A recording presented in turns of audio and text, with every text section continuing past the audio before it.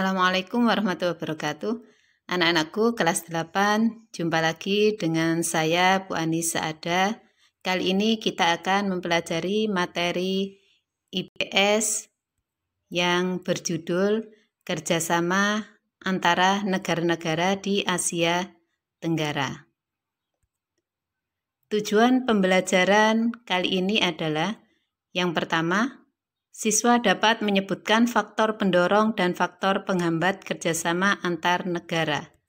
Yang kedua, siswa dapat menyebutkan bentuk-bentuk kerjasama baik dalam bidang sosial budaya, politik dan keamanan, serta bidang pendidikan. Faktor pendorong kerjasama. Beberapa faktor yang mendorong negara-negara melakukan kerjasama yaitu yang pertama, kesamaan dan perbedaan sumber daya alam. Sebagai contoh, kerjasama OPEC. Kerjasama OPEC ini adalah kerjasama yang didirikan oleh negara-negara pengekspor minyak. Contohnya negara Arab Saudi, Brunei, Irak, Iran, Kuwait, dan lain-lain.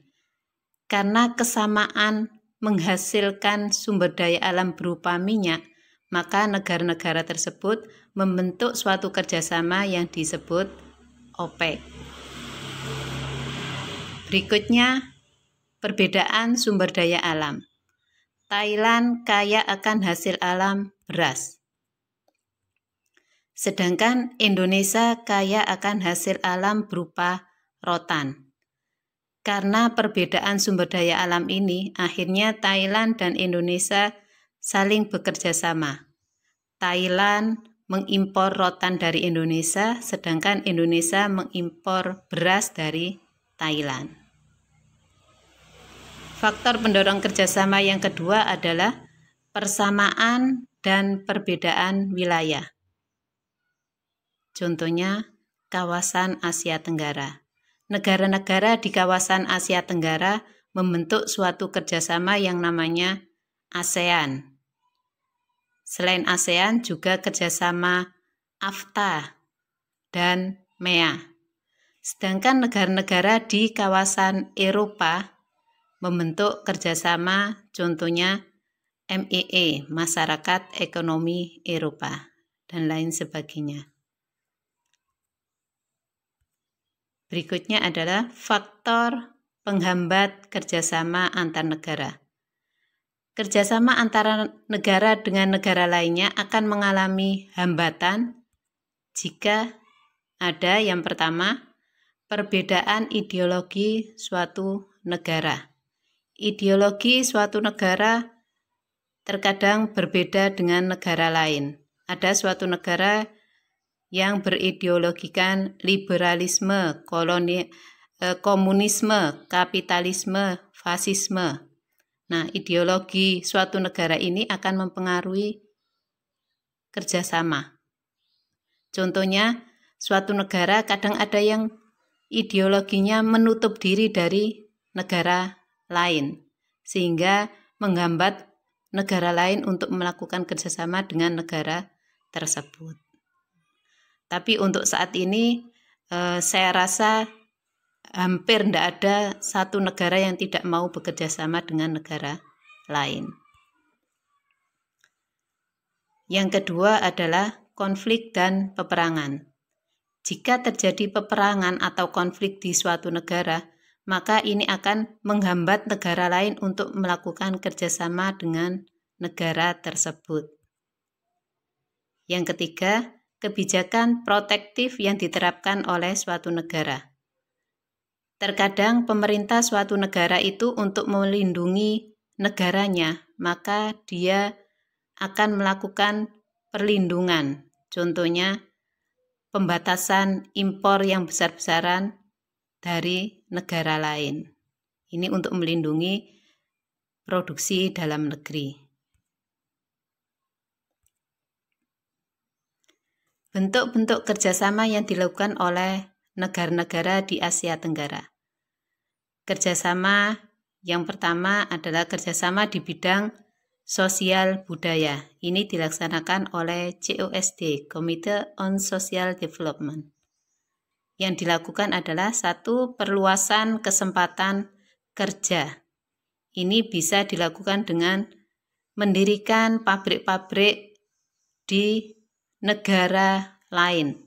Jadi contohnya negara Singapura bisa mendirikan pabrik di Indonesia.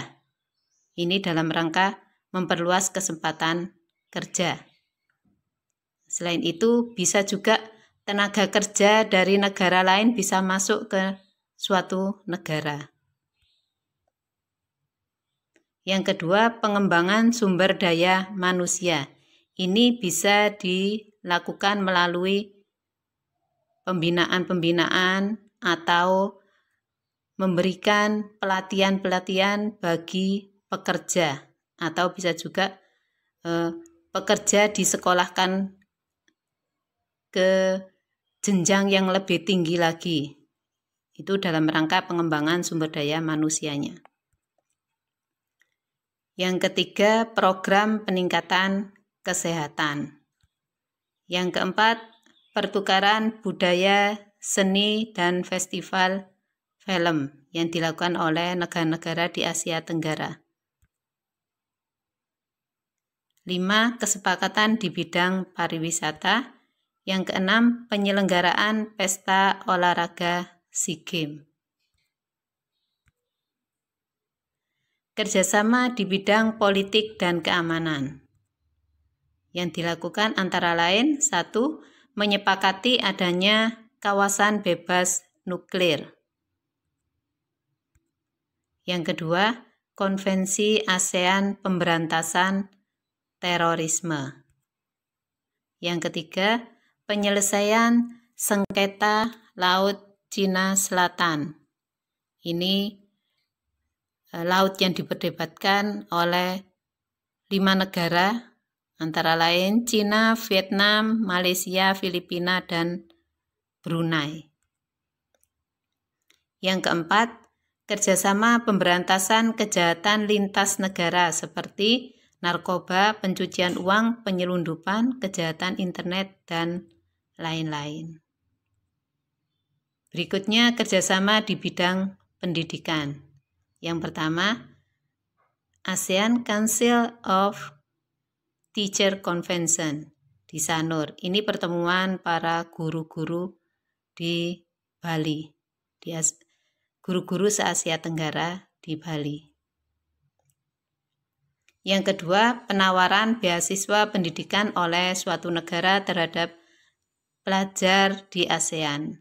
Contohnya, Singapura memberikan beasiswa bagi pelajar-pelajar dari negara lain yang mau belajar di Singapura. Begitu juga negara-negara yang lain. Yang ketiga, diadakannya Olimpiade Sains Nasional tingkat ASEAN yang diikuti oleh pelajar-pelajar di Asia Tenggara.